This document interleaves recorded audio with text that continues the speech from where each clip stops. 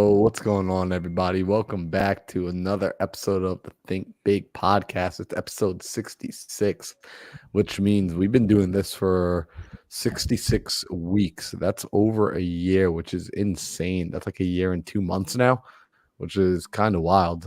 If you're new to the channel, what's up? My name is Marlon Johnson. I'm hanging out here with one of my co-hosts, Alejandro Alvarez. And on this podcast, we talk about all things business, all things life, all things entrepreneurship, all things investing. And we come at it from the place of having the sort of conversations that really aren't commonplace, at least not if you're like a part of the mass majority, the 95% of people who really don't do much, who kind of live that middle class paycheck to paycheck lifestyle, which nothing against that. Like, please don't let it sound like we're beating down on those sort of people, but this is for the people that are interested in a different kind of life, a different kind of conversation. And so today we're going to actually be talking about the ugly side of entrepreneurship, because most of the time when we talk about entrepreneurship, when we talk about business, investing, all that kind of stuff, we're typically coming at it from the vantage point of the highlight reels about the $40,000 checks, the $100,000 months, the seven-figure portfolios, all that kind of stuff, which absolutely is a part of the game, right? Like, that's why we do a lot of what we do. If there weren't a big enough prize at the end of the game, I would say you're playing the wrong game. However, even though there is the potential for these big prizes on the back end, there's still a lot of garbage that you have to wade through. So what I want to do is I want to have a conversation tonight about what that looks like. But before we get into that conversation, let me just do a quick check-in with Alejandro and say, Alejandro, what's up, bro? How you doing today? What up? Doing good today, brother. It's always a blessed day to wake up and see the next day. Thousands and thousands of people don't get to see the same thing, so I'm always blessed, brother. Especially to be here with you, sir. You have a new setup? Is that what's going on? Nah, man. Nah, this is the same setup. You know what it is? I've been traveling a lot. I've been away from home for the last couple of weeks, so I probably just like put my computer back in like a weird position than now how it's normally sitting in the webcam. It's probably just sitting in a new spot. But no, all the same. This is the same corner in my bedroom. I don't think most people Okay, even know. You know how like you get used to seeing a person on like camera and like you get used to seeing like their studio, and then one day you get yeah, behind the scenes and you're like, oh, that's what it looks like. Like, I think if yeah. most people saw the behind the scenes, like if they thought there was any magic here, they would be wildly disappointed. I think at some point we could have seen. We were looking at your bed. Maybe you turned around or flipped it. Yeah, that was a little while back. So actually, the way I'm set up right now in the room, I used to have everything twisted. So before you were getting like the look into my bedroom, now we Yeah. have literally just turned it 180 degrees. So now we got the wall behind me, the TV that has never been connected to a cable box, as far as I'm concerned, and turns on maybe once a year. That's a lot. I turn it on maybe like once every 3 months. Yeah. Yeah, man. But let's jump into it tonight, because I know Sam's gonna be joining us a little while later. We're gonna be talking about, like we said, the ugly side of entrepreneurship. And also shout out to some of the people like Anthony Johnston and Marcos Paulina Paulino who jump onto the podcast early. They start getting comments in. Anthony saying last week was absolutely fire, which is insane. Also, shout out to all the people who are on Instagram with me right now, because this is ridiculously cool. We're getting like our views are being boosted up by so many people on Instagram. Shout out to Caroline Kane, Larry the Lion, Nicholas, Kirk, just Steve-O, all the people. So without further ado, I don't want to get too distracted. Let's dive into this. So we're talking about the ugly side of entrepreneurship. And I mean, I have my own opinion on this, and I can talk about this pretty much at length. But I'm curious for you, Alejandro. Before I start, because you know me, once I start talking, I won't stop talking. I'll try to give everyone else an opportunity to go before me. When you Is it okay if I interrupt like, you sometimes?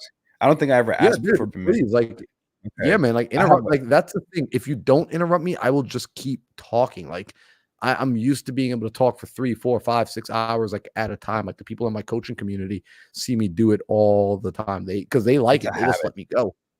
It's just a So habit my you guys mom need to gave be me able to, when like, I was little. Yeah, so like jump in and interrupt me if needed.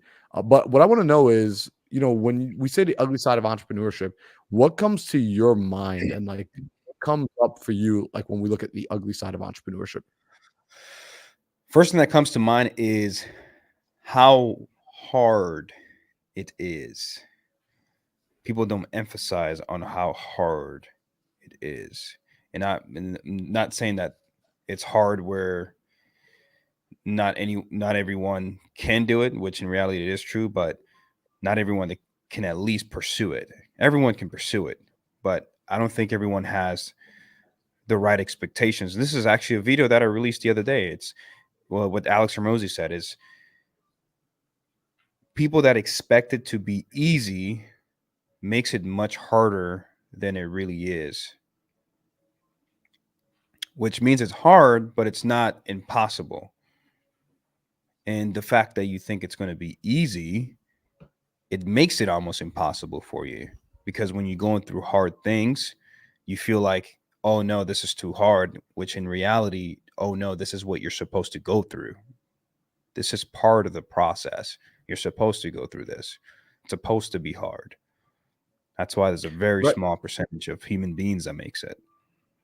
Right. And like so with it being hard, right? Like what comes up for you? Because like when I think about it being hard, like I want to explain like and go into detail on like what my definition of hard is because I would say that today, for example, I had a hard day for in business, Yeah. which means like for me, when I say a hard day, one of the first things that comes to my mind, and I want to know in the comments if people agree with me on this one, is feeling like you're reacting to what's going on versus being proactive about what you want to make happen. Like there are days where I feel that my business is nothing more than being a fireman and I have to go and put out fires and I'm simply responding to the text messages, the emails, the phone calls, the somebody reaching out to get my attention to say, "Hey, would you Yeah. look at this? Hey, look at this deal. Hey, look at this opportunity." And that is just what it feels like from a day. And when that starts happening, what happens with me is it pulls me out of my routine. It pulls me out of my like I start to feel lost, right? I start to feel like, whoa, wait a second, where was I going? What am I doing? Right. And I'm seeing some people are agreeing, like Wayne is saying, like apps like same. Chris is saying, absolutely, like that's what's going on. Anthony says putting out a bunch of fires, right? Like that's my version of hard. And so Yeah. that was happening today, and I was like, "Wow, this freaking blows," because there are things I wanna get done, like, I have my mastermind coming up this weekend, and there's a couple of things I wanna make sure are dialed in before, like, my people get here on Friday that, like, I was like, "Alright, great," like, I literally sat down, like, plopped myself into this cheat seat, and I was like, "Alright, great, ready to get going," and then 8:30, text messages came in, and I was like, "Oh, crap," and it was Yeah. things I had to respond to. So, like, that's one of those things when I look at, like, hard as, like, yeah, as an entrepreneur, those are inevitable. Those sort of Hmm. days, by putting out like, being a firefighter is an absolute inevitability. And what's interesting is even though I know it's an inevitability, it still sucks. Like, I still don't actually want it when it comes, even though I know it's coming. Oh yeah. You One know, thousand like, percent, bro. yeah, I was about to say, like, do you ever get any of those days? And like, if so, what do you do like in those days? Because like, I actually, I went on IG Live like maybe an hour ago talking about this. But what do you do on Yeah. those days for yourself if you even get those days?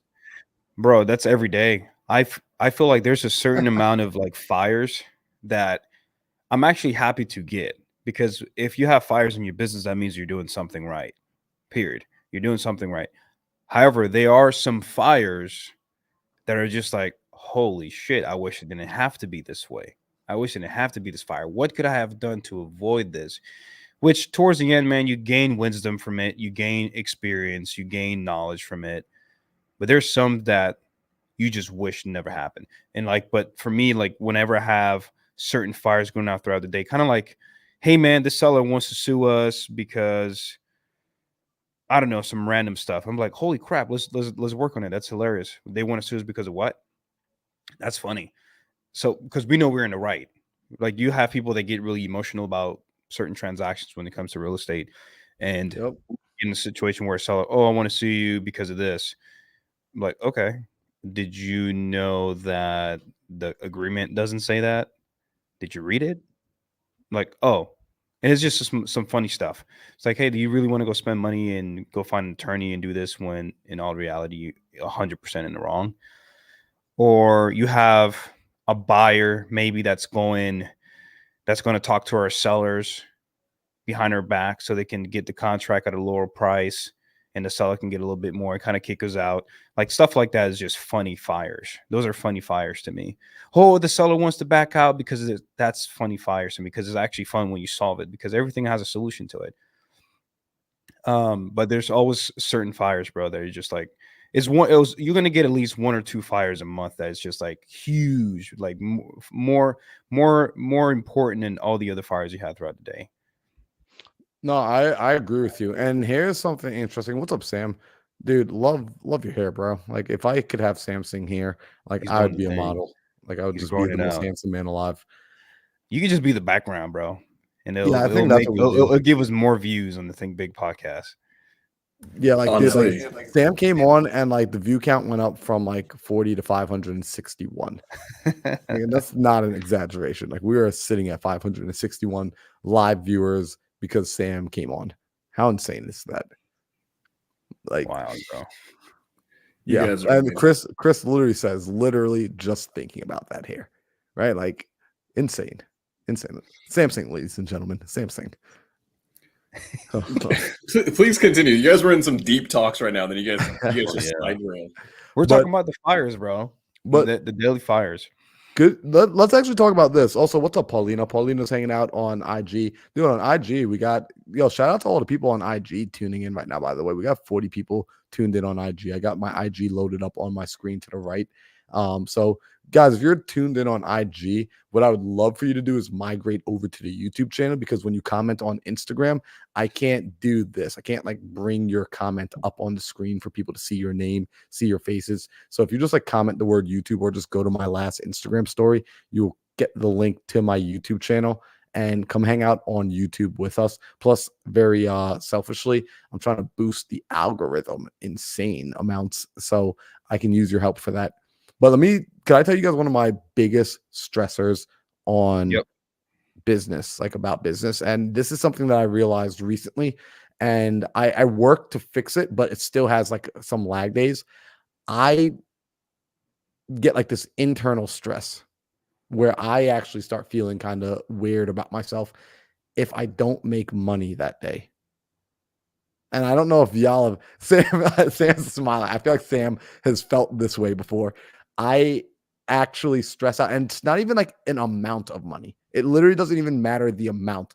It's just if I did not produce new income that day, I feel strange. And it's so uncomfortable for me that and it's a part of business. Like there will be days, right? There are seasons where like right now, if you ask me, what am I optimizing for in my business? I'm not optimizing for new revenue at this moment in time. I'm actually optimizing for client satisfaction, for fulfillment, right? Like, because ultimately what I'm optimizing for is down the road. And I'm just telling people straight up, I'm transparent. This might make me a terrible businessman, but I'm just transparent. It is who I am. I'm optimizing for referrals. I want to build a business that is 90% referral. That once I knock over the first domino with advertising or going out and doing whatever to get the first people through the door initially, then from there it becomes a snowball rolling down a mountain because we take care of you so freaking much. But because that's what I'm optimizing for, it leads to days like today where I don't think I generated any new income today. I might have actually, but no, you know, I generated income yesterday. The day before that, I did not generate any income. Actually, I don't think I generated income today. Let's just say I didn't generate income today. It leaves me feeling weird. And that's one of those weird sides of entrepreneurship where it's not about the money, but a part of you is very aware of the money. And that part of you is turned on. It has to be turned on. If you're a business owner, I would pray that it would be turned on, because when you're spending money, you're aware. Hopefully you're aware if you're a good steward of money. And so that feeling of money going out but not coming back in, that's one of the ugly sides of entrepreneurship that people don't tell you about. when I did a flip last year, there's a season. This is what people don't tell you about when like you're going out and you're finding investment opportunities, value add opportunities that you can go in and you can buy an asset for 40 cents on the dollar and 50 cents on the dollar, and you can go and put money into it, and eventually you'll be able to resell it or borrow against the equity that you've created, borrow against the appreciation that you created. The thing that people don't tell you is there's going to be a season, a month, 2 months, 3 months, 4 months, 5 months where you spent 200 grand to purchase the asset. So you went $200,000 into the red.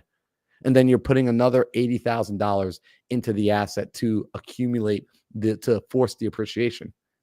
And then you're paying your interest, you're paying your holding costs. And so you're about 4 months into the project. You haven't received a single penny of profit. And all you've seen is your debt increase, right? Like that's one of the ugly sides of entrepreneurship. Like in the beginning, you actually need to build up a tolerance to that. You have to build up a tolerance to having a delayed gratification of money leaving your bank account and you not getting paid. You have to be able to do this. In fact, the best entrepreneurs in the world, the Jeff Bezos of the world, the Elon Musk of the world, these individuals have such a high thermostat for risk, for being able to be in that uncomfortable fire long enough for their operation to get to the size that it needs to be, to have enough momentum that it is now like a train. You cannot stop the momentum that it is in motion.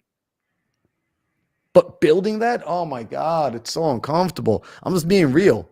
Like when you're in the middle of it, you can logically know it all you want. Like we talk about it here, not for the sake of making the pain go away, but for the sake of reminding you that while you're in the fire, to stay in it just a little bit longer.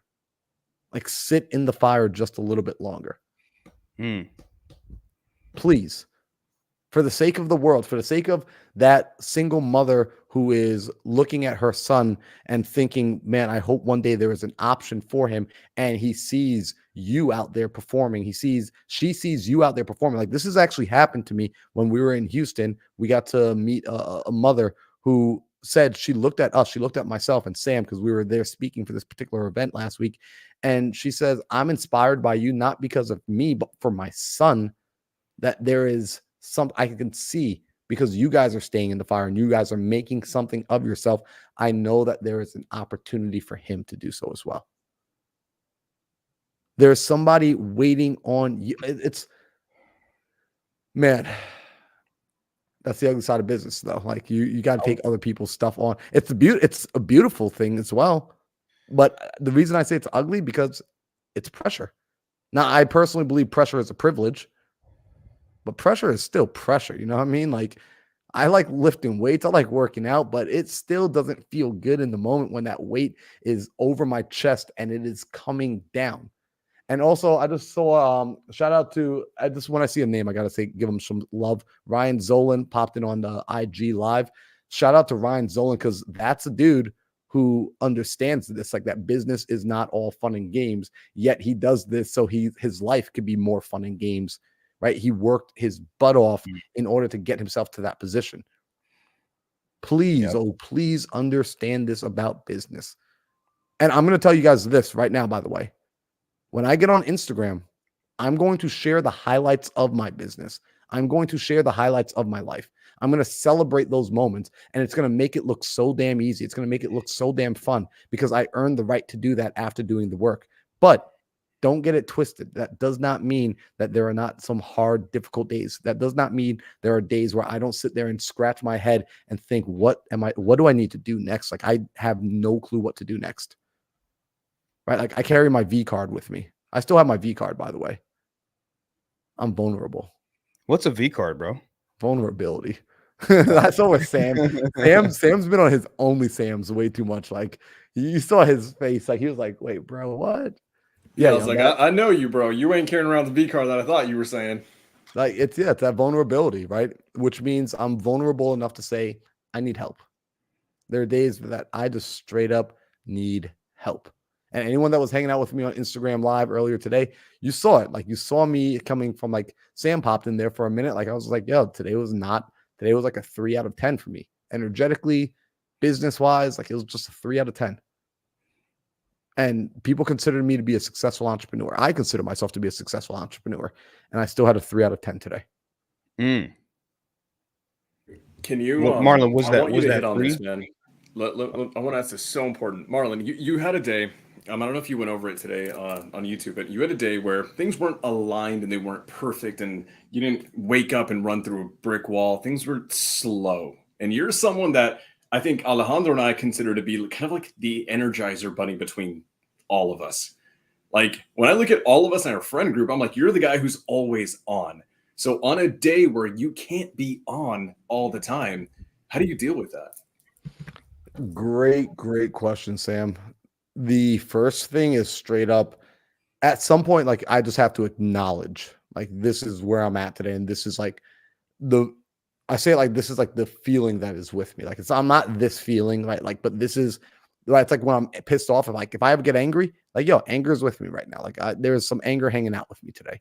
And so just straight up acknowledging it and recognizing that I don't do my best work from this lower energy point. I don't do my best thinking. I don't do my best problem solving. I don't do my best communication from this place. So in that phase, in that place, I have given myself permission to go and get myself right, whatever that looks like. And so today, for get myself right, that genuinely looked like me saying, you know what? I got in like the mundane stuff that doesn't really need my energy to be anything special, right? Like the respond to emails, the clear out the inbox, like doing that kind of stuff that is important, but not like it needs me at like a 10. Got that done. And then I wrote down and acknowledged, okay, this is what I need to get done once I'm back to a 10. And now let me go disappear. Let me go for a walk. And I went for a walk, which if anyone knows me, like, you know, like I'm one of those people where it's like, I feel like if I haven't earned the right to like enjoy myself, like I'm the type of guy that says like, you got to earn breakfast, right? I work out before eating breakfast because you have to earn breakfast. You have to earn the nap. You have to earn the lunch. But there are days where no, you're responsible to go and get yourself right. So I went for my walk today and that helped jostle things up a little bit. And I came home, made a meal, sat down and decided like, hey, when I'm stuck in this place, the best thing I feel like I can do is now go and do my best to serve someone else. And so that's why I was on that Instagram live, because you guys know I haven't been on IG lives in a while, but going on IG live, I feel like I always connect with somebody. And I had 4 separate individuals, 4 different people after that IG live reach out and send me a DM. And they're, dude, literally said, one of them, Carlos, hopefully Carlos doesn't get upset that I said this. He goes, you don't even realize what you shared today, totally unscripted, just coming on, being authentic, was exactly what I needed to hear today, because I was feeling like I needed this message today. I'm grateful that you came on here unscripted today. I'm grateful that you just showed up, especially at the time you showed up. Not me talking about it next week after I'm all good and I can reflect on it from a better vantage point, but like in the raw, authentic moment, I showed up. So that's what I do when I am finding myself now in those like 3s out of 10s on those days. I look to go get myself right. And then from there, I start looking, how can I use this opportunity to serve somebody else?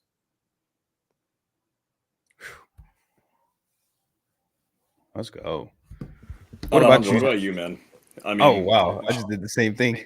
I was going to ask you, what about you, Mr. Sam? You go first. I was late to the party, so I don't have the right to what's your question, brother? Let's roll.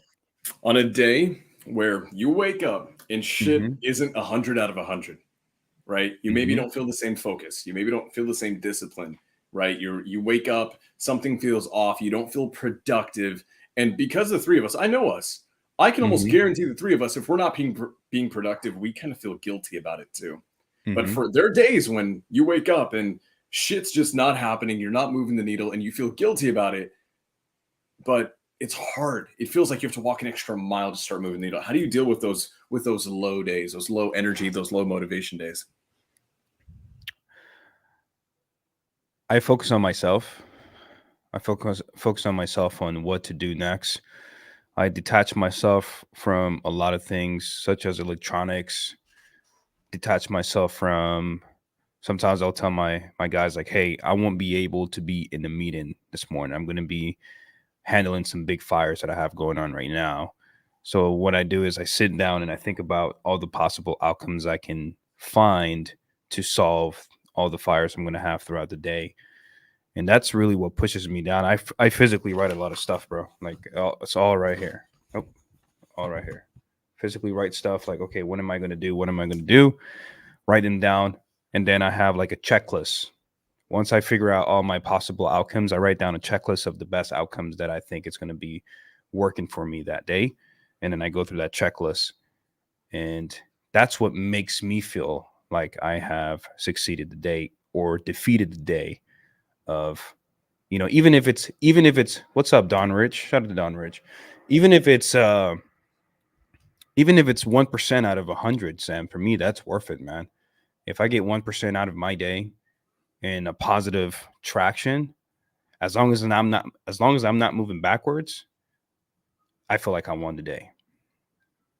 All the fires, everything that's going on, as long as I can have that checklist and at least move the needle forward, I feel like, and I think majority of the time, that's how you're going to feel, man. You're going to feel like you really haven't done much, even though you've done a whole bunch of stuff to get rid of what you have going on. You're going to feel like you haven't done much, but you look back maybe a couple of days later and you're like, wow, because I did that one day, I'm able to do this today on Friday, which is going to get me closer to that 100%, if that makes sense. I love it. Mm-hmm. I'm gonna give my take on this, and my take is a little bit. I tend to be a little bit more aggressive on my approach to how to deal with being lazy, how to deal with a day where you don't have motivation, you can't move the needle. This is something that I always knew that I did, but I didn't understand that I did it until I heard Alejandro talking about it a long time ago, and that is defining consequences. There is a consequence of action. One of the consequences of action is the needle's going to get moved forward. The business will grow. You will grow as a human being. You're going to make money. A consequence of me showing up and doing the damn thing over and over and over again is that I win. But there is also equally a consequence of not doing shit. And what I've constantly found is on the days that are the hardest, or the days that we tend to not give ourselves consequences. We tend to just not do the work and just kind of look the other way and watch some TV and feel and give ourselves the room to be like, you know what, it's okay. Not every day is going to be an amazing day, and not every day can I move the needle. So I'm just going to let myself be me. And as certain phenomenal entrepreneurs and motivational speakers in our industry or in entrepreneurship talk about it, that voice is something we should all label the bitch voice. And that bitch voice is the one that wants you to take the day off. And so what I've gotten to do is, Marlon, you both know this. You both, Don Rich, who's here. Don, so good to see you, man. You all know that I have two wives outside of like my family and my two brothers and my dogs, and my wives are to create an organization that fights human trafficking and to create one of the greatest animal sanctuaries on earth. Now, the reality is a consequence of my inaction is those two things take longer to create. And so for me, it's not even like taking a day off. It's not like, oh, the calls don't happen or the money doesn't come in or the deals don't happen or whatever the hell it is. That is not the consequence of the inaction. I've basically gotten myself to a point where I know a day off equals another day a woman and a child have to go without being saved from sex slavery. That is the consequence. And a lot of people will be like, damn, that is extreme. That is extreme. That is an extreme weight to put on it, to put on myself as an individual. And the reality is, hell yeah, it is. It absolutely freaking is.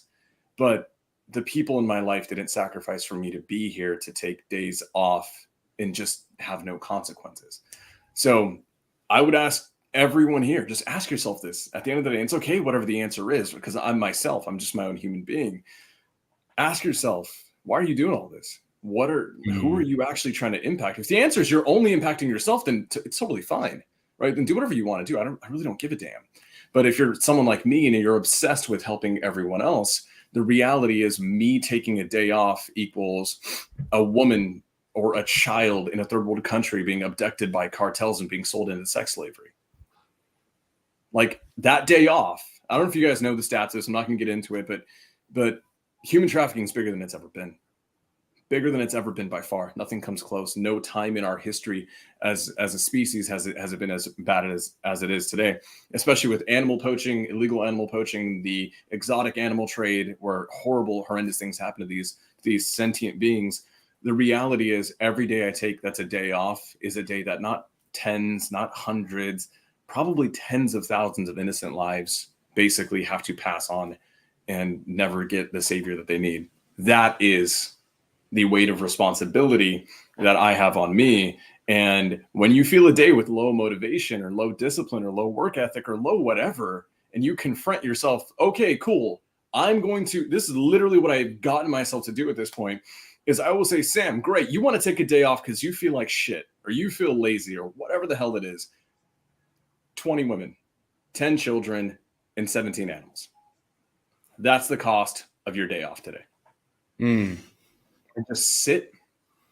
And what's always going to happen is you will yourself into work and you will move that needle. So if you find that you're struggling with these days, assert a consequence of your inaction and make it a big one. Don't make it just be, oh, Sunday and that's it. I just didn't get the calls in. Make it bigger than that. If you do that, I can promise you, you're going to start moving a lot faster. Let's talk about this for a second, because Colbert Universe says, right, he came over from Instagram. He said on Instagram he was going to say that the reason we all have fires is because we haven't cultivated enough relationships with folks to give advice. And notice how, like, Sam, like, you just coming on just now and you talking and you sharing your perspective. See, what happens is sometimes we get stuck using our own perspectives. We get stuck looking at things from, most of our problems aren't actually problems when you look at it from another perspective. There are opportunities. Yep. There's reasons to overcome. Their gifts. And so, Sam, as you came on just now and you started sharing your perspective, it's like, oh yeah, you know what you just did? You just fired me back up. Right? Like, hearing your perspective, because you're absolutely right. Associating consequence to your inaction. Associating consequence to your inaction is a part of how we stay in this game, how we stay in the fire longer. So absolutely love that. Now, one of the other things that is just, I want y'all to understand, if you get into entrepreneurship, one of the ugly sides of this business and let me phrase, when I say business, I'm talking ultimately, like, regardless of what the business you're in the business of, we say it like marketing and sales, right? Like, you're always letting people know what you have, and then you're always selling the service or the solution to that problem, regardless of what the service and solution looks like. And you're going to come across partners, you're going to come across people that you've got to interact with. And the ugly side of entrepreneurship and business is people aren't going to communicate the same way you do. Like, that's just the truth. And like, that is the nature of reality. It's like, Sam likes to say, people go on people. And so with that being the case, sometimes you can accept it when those people are your customers and you're like, all right, whatever. I understood that people are going to people as a customer. But sometimes those peopling are going to be your partners. The people that you're supposed to be working with, your business partners, your JV partners, your partners in some form of transaction, your employees. And that is just the ugly side of business. It's people are going to do their own thing. And I got no problem with people doing their own thing, but when they stop communicating.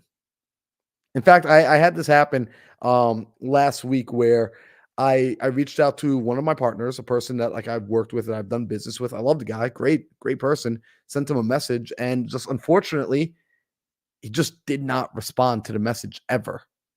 Like, even to this day. And I can understand a message being responded to late. I get it. We're all very busy. I respond to messages late all the time. However, to respond or to send another message without responding to the previous message is what happens. It's like, it's just in business, this will happen. And you're going to be scratching your head trying to figure out, why is this occurring? Welcome to entrepreneurship. Welcome to peopling. Because entrepreneurship is peopling. It's having to deal with people. So a big part of when this starts to happen, what you have to do is recognize your standards are growing. When this begins to bother you, your standards are growing, and you now need to get better about communicating what your standards are earlier on in the relationship, earlier on in the interactions. So because of these things that have happened on like in business where people have failed to communicate in the way that I feel they should, or the way that I now deem acceptable for me, I now set a new expectation with new people I meet. So now the person I meet tomorrow is gaining the benefit of the person that screwed me over last week, because I can now communicate more effectively to the person tomorrow that, hey, by the way, when we communicate, what's going to happen is I'm going to shoot you a message and I just need a response within 24 hours, even if it's just the simple like on an iPhone, because you should have an iPhone if I'm texting you. Just being honest. And so this is one of the things about business. And so I'm curious with you guys too. Have you run into that same problem, or is it just me? Like, am I the only one that gets ghosted in business? Or like, I definitely not nearly as much anymore. Like I said, with the new relationships, but have y'all experienced that side of like business and entrepreneurship where, you know, you're getting ghosted, not just by customers, but by people that are internal to your workings, right? Like partners and employees. For me, it's a hard line.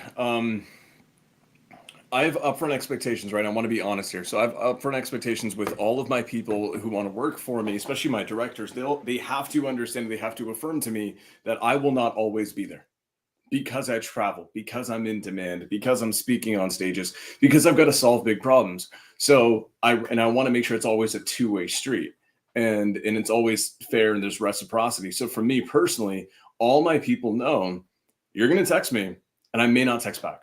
And it's not because I'm ignoring you. It's because I physically cannot do it. Marlon, you've traveled across the country with me. You know how busy we can get. It becomes very difficult to jump on the phone with someone that works for you and help with a seller, or help with an agent, or whatever the hell it is. So, but the agreement that we have with all my people is stay persistent with me. Never think it's in bad faith. And as soon as I am able to, I will get back to you. And the agreement is equally the same way. Now, this is important.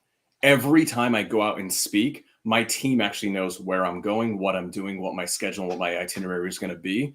So it even goes into the day. They know, hey, I'm going to be speaking, at ASU, right? They know that in the morning I'm jumping onto a plane, I'm going to land and I'm going to get deep work in, and I'm going to get ready. And for the rest of the evening, after about 3 p.m. on Thursday, I'm completely going to be unavailable. So I'm okay with them equally not responding to me right away or missing something, but I have to know why that is. And I think, to your point, it all comes down to ample communication, upfront expectations. But I will say this, I'm at a point right now in my business where if I have a partner or a director and this is a consistent trait, it just will not work out. It is not something that I will allow. That's just me personally. We'll like nip that in the butt real quick. What about you, Alvaro? Right, because you have that standard now with your business, with your directors and things of that nature. Is there a grace period anymore for poor communication? Just out of curiosity between the both of you, because I was actually even talking to one of my partners today, and she and I had the same opinion. So I'll share my opinion in a moment. But I'm curious for you two, is there any grace period on poor communication? I would say if it comes up, we address it. I care about this. My grace period is we've addressed it once. Don't make us address it twice. And this is a thing that we always see in the communities that we're in. Like, people F up some stuff, right? Like, deals go bad, things happen. What always ends up hurting more than anything is just not over communicating and getting out in front of it. So that's my thing. So if poor communication happens, I'm going to address the hell out of it right off the bat. And then you basically get one shot. And then from there, it has to basically go swimmingly.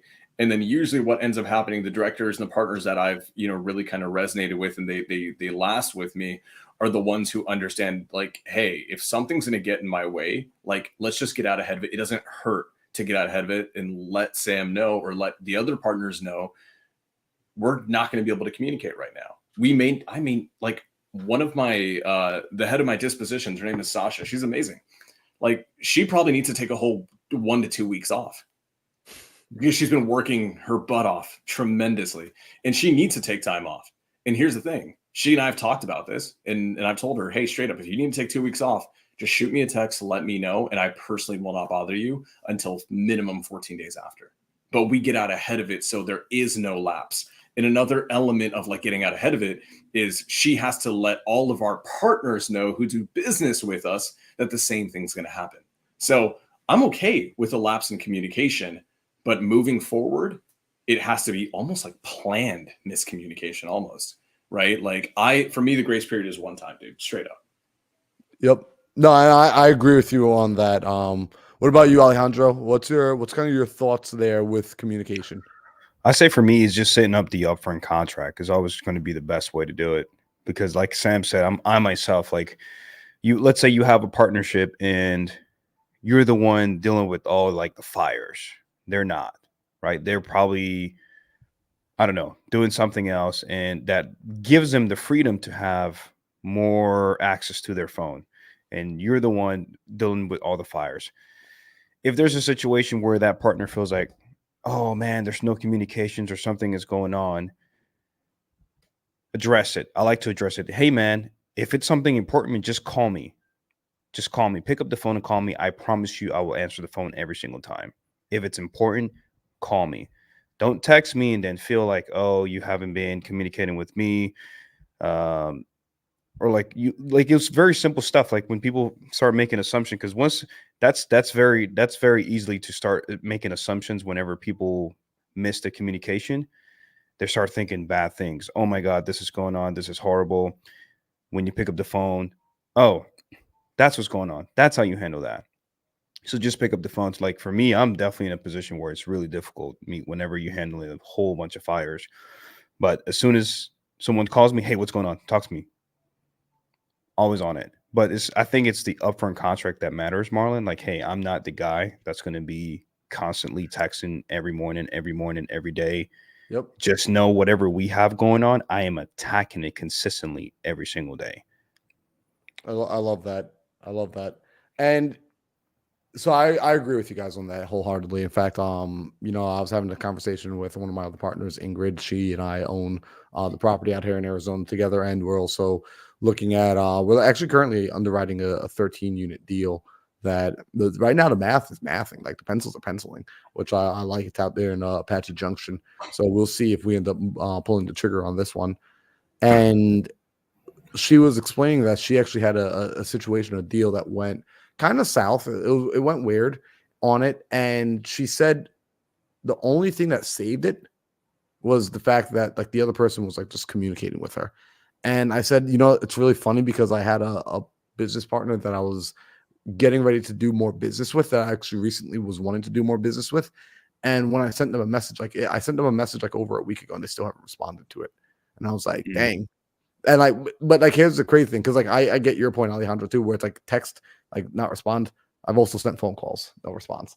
So in entrepreneurship, right, like just understand, like people are going to not respond to you. And the tough thing is like recognizing like, hey, you've got to keep moving forward, right? Like you just have to keep moving forward. And so even with this keeping moving forward thing too, one of the ugly sides of entrepreneurship that I think doesn't get highlighted enough is the fact that, and you started off the conversation with this, Alejandro, the episode with this, entrepreneurship is really fucking hard. Mm-hmm. Really, mm-hmm. really ridiculously, oh my gosh, it's actually not easy.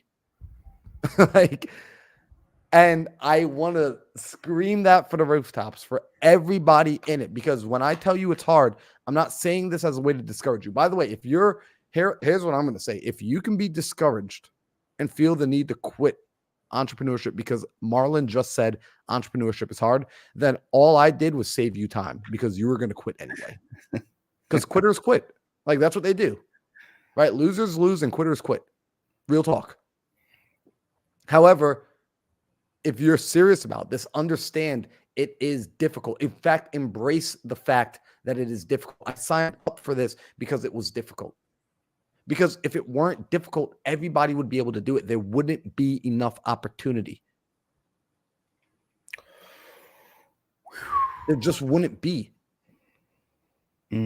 So the ugly side about that, the reason I bring that up is because as you step into that, what's going to happen is it's going to get harder. At the deeper you get into it, the more difficult the game, right? Like you got to imagine level 10 is harder than level 1, and level 1 is already difficult. Right. And we're all talking about wanting to get to level 10. We want to get to level 20. We want to get to level 100. Just like any other video game, like does the game get any easier the deeper in you get? No. Yeah. It doesn't actually get easier. What happens is you get better at the game, but only if you take it serious, only if you actually play the game. Like you play the game for real. What do you got, Alejandro? I like to touch base with what Brian said. He says on here, why do people say yes and they ghost you? Just be a man and say what you think. Say you change your mind or whatever. Not that complicated. Honestly and transparency over anything. What I like to say to that, Brian, is do your best to take it upon yourself to avoid that from happening. You can only do so much. Obviously, we can't control other humans, but what you can do is set the right expectations and set some commitments as well. So, for example, if you're talking to this guy, if I'm talking to Marlon and Marlon and I, hey, we're going to start doing this business, I would like to set some expectations. Hey, Marlon, I just want to let you know when I get in business, I like to have weekly communications. Would that be a problem for you? No, it wouldn't. Okay, got it. Perfect. When do you want to start? June 16th? Okay. Is there any particular reason why you need to cancel June 16th? Okay. Would it be anything throughout our conversations that we had today? Is there anything that just seemed concerning to you, or is there anything you still have to think about? I just want to make sure we're clear and we're 100% ready to go. Got it. So if on June 16th, I don't hear back from you, I'm going to assume that we're just no longer moving forward. Would that be a fair assessment to do? Yeah. Okay. Got it. If you do certain things like that, and then you put on the calendar, you send that person that calendar invite, hey, June 15th, we start June 16th for this, it is going to be much harder for that person to quote unquote ghost you, because commitment, you have to put that commitment, you have to put the expectation, you have to give them the offer and contract. Now, if you felt like you did that, Brian, and that still happened to you, then obviously you know the answer to that. But if you felt like you didn't do that, then there's probably something else that you can work on, which we all have room to improve. You can work on to get that commitment out of that person, because you have to understand how that person likes to communicate. Maybe that person doesn't want to text you all the time. Maybe that's just not how they function. It doesn't mean that they're a horrible entrepreneur. Doesn't mean that you can't make millions for them. It doesn't mean that they can't be perhaps just on a phase of your business to help you get to a certain level, and then you guys can separate and do certain things. So I wouldn't necessarily just make a full assumption like, oh, it's ghosting me. Set the expectation, see what's happened. I don't know any context of what's going on over there, but I'm just giving you some perspective to look at. Perhaps, hopefully that helps. Hey, I'm curious to know something with you guys. What's that, Marlon?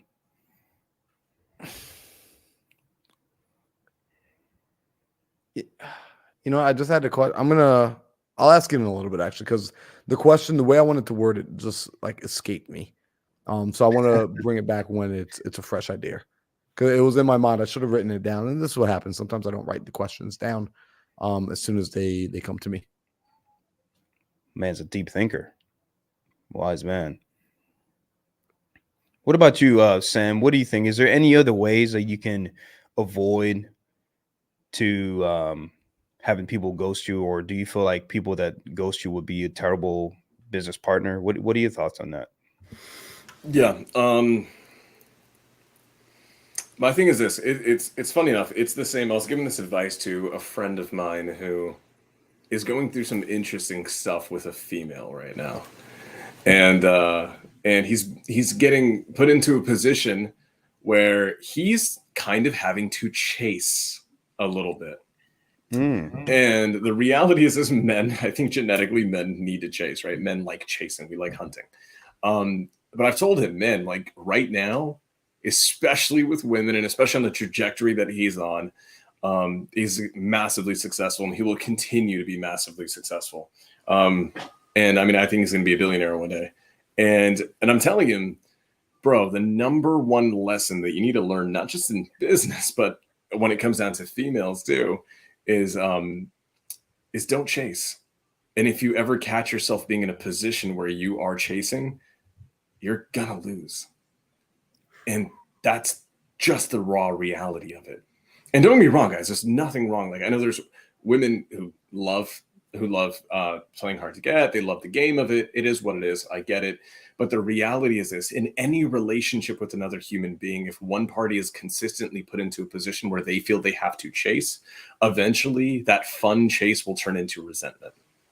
So for me, I have a golden rule where I don't chase, like, no matter what, whether it's a girl, whether it's a business partner, whether it's a private money lender, whether it's a mentor, whatever it is. I don't care what you have to offer me and what the potential upside of it is. The second that I feel like I'm chasing is the second that I disconnect for my own well-being. So if you guys have partners who are like, they're agreeing and they want to do the things, but then they just keep dipping, I honestly say this: they're not bad people. They don't mean you any harm. They might, but just pretend they don't. And just respect yourself enough to be like, I'm going to go find someone who, no matter what, will prioritize working with me. And if this person can't do it right now, guys, trust me, I get that shit comes up. I get it. But the reality is, if shit comes up, someone who actually wants to work with you will get out in front of it, or they will, like, honestly, that's just it. They'll just get out in front of it. Like, hey, I am so sorry I missed our calls. My wife got sick. My kid's in the hospital, whatever the hell it is. Like, I need to stabilize this for a week. Give me one more week. Let's touch bases later. Cool. The communication's there. The effort is there. But if you guys are in a relationship, especially fielding business partnerships, you're dating, not in like personally, but dating a business partner potentially, and you keep seeing this, just realize that it's happening right now. It's only going to get worse later on. When you guys get to really know each other, when you guys become more comfortable, that's, in my opinion, when problems get exemplified or exaggerated more. Give me advice for making business better, business easier. I don't know who's got the reverb, but give me advice for if, like, I'm like, okay, you know what? I'm year one in business. How do I make it to year two? What's something that I should keep my mind focused on to make it into year two, knowing that business will be tough? Like, what words of advice, words of encouragement would each of y'all give me as a person in year one, wanting to make it to year two as successfully as I can? If you were only able to, sit on a park bench with me for 60 seconds, what would you tell me? The first thing I would tell you is, hey, Marlon, the first person you need to defeat along this journey is yourself, your current self. And what I mean is by your current belief system. Your current belief system is what's going to hold you back 100%. So to do that, you need to surround yourself with people that are in higher levels than you are in your business. Prime example, if I was to start back then, well, I did start it when I first started wholesaling. I was around people that were making $1 million a year. So to me, that was the language was normal for me. It was very uncomfortable at first. Oh yeah, we just like, dude, my second wholesale deal was $70,000. I couldn't believe that. I'm like, what just happened?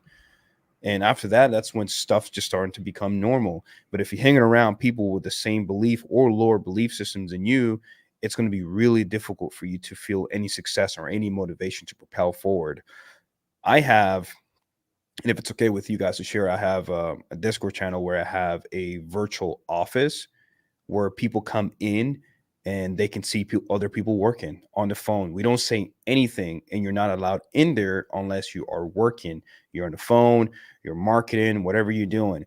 You can't have your cameras off, your cameras on, so you can physically see everyone working in there. And that's a good environment, especially if you work from home. If you work from home, it's so easy to hear a family member in the kitchen doing something. You're like, oh, let me go check on my family member, see what's going on.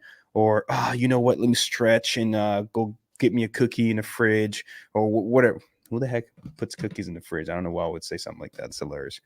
But you just keep you get easily distracted. But when you're on camera and people are watching you work, it's going to be tough for you to be like, okay, let me step away from these cameras. And then people are going to notice that I only really work 1 hour a day. You have to fight your inner self throughout that first year, because it's going to take time for you to start believing in yourself and believe that you can actually achieve greater things and become someone bigger. That is going to be the hardest thing ever. So Marlon, if we were having that conversation, I'd be like, hey, Marlon, and let's say I'm in a higher position than you are, I'd be like, hey, come with me, man.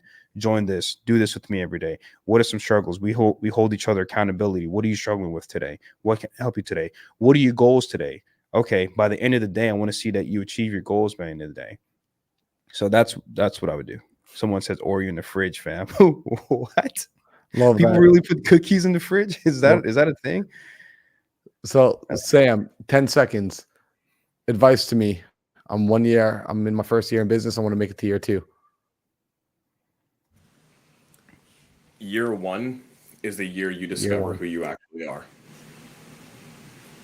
Year 2 is when the game actually begins.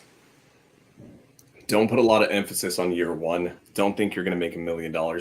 Year 1, all you're doing is you're finding out who the hell you are in this game. You're finding out the good, the bad, the ugly. That's it. Get ready, be prepared, and know the game starts in year 2. That's it. You guys heard it here. So this was episode 66 of the Think Big podcast, the ugly side of being an entrepreneur. We didn't want to just leave you on a negative note. Surround yourself with people who are doing much better than you're doing, and recognize that if you're still early in this game, if you haven't even made it to the 2-year mark, you are still in the discovery phase. You are learning more about who you are. So hold on to that, keep moving forward. And if you stop before you get there, that is the only way to lose. Guys, we'll be back here again next Tuesday, 5 p.m. Mountain Standard Time. If you enjoyed this podcast episode, go ahead and hit the like button, hit the subscribe button on the channel. We appreciate it so much. If you're on Instagram, make sure you come on over to the YouTube channel next time. Way more things happening here. And for the people that are in Arizona, guys, I'm going to be in the state of Arizona for 1 more month before I go on a journey across the U.S. in the back of an RV. So if you want to connect, let's connect. DM me on Instagram. Let me know if you're out here in Arizona, or just plug into like my community. Comment, like DM me the word MMC on Instagram. Like it's 3 letters, M like Marlon, MMC, C like community, and get plugged into my community. Right, like it's funny. I put up a paywall between me and my network of people because I just want to know who's taking themselves serious and who's interested in going to the next level. So on that note, guys, please, if you're in Arizona on Thursday, go to ASU. Go meet the Sam Singh. I'm going to ASU on Thursday night to go see Sam Singh speak. I wish I could see Sam Singh sing, but I'm going to see Sam speak at ASU on Thursday. That's February 1st. And, Sam decided he was going to charge a hell of a lot for people to come out. I think, Sam, how much are you charging for people to come out? I'm actually doing the opposite. So we're not going to charge a damn thing, but we're actually gonna hook everyone up with tacos. I think there's like 400 or 500 tacos coming.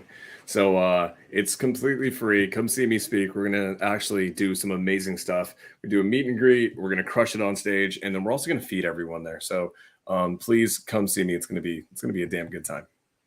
Guys, it's going to be an amazing time. So if y'all are interested, make sure you go hit up Sam on his IG or go to my Instagram. I just shared the link that you can get registered. Please get registered so we know how much tacos to buy with Sam's credit card. I just want to know like how much I'm charging up. Like I'm trying to run the bill up to like $1,000. So we're trying to buy $1,000 worth of tacos and burritos. So please, please, please, if you are planning on coming out, go ahead and pre-register. Click the link in my Instagram.